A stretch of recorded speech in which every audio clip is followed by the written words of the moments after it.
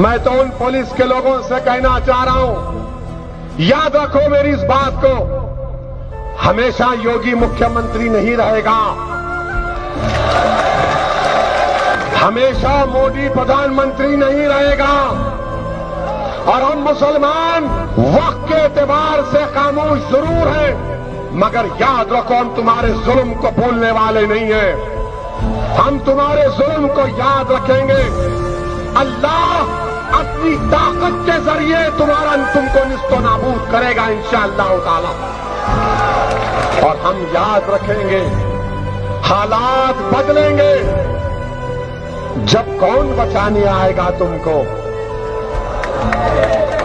जब योगी अपने मठ में चले जाएंगे, मोदी पहाड़ों में चले जाएंगे, जब कौन आएगा?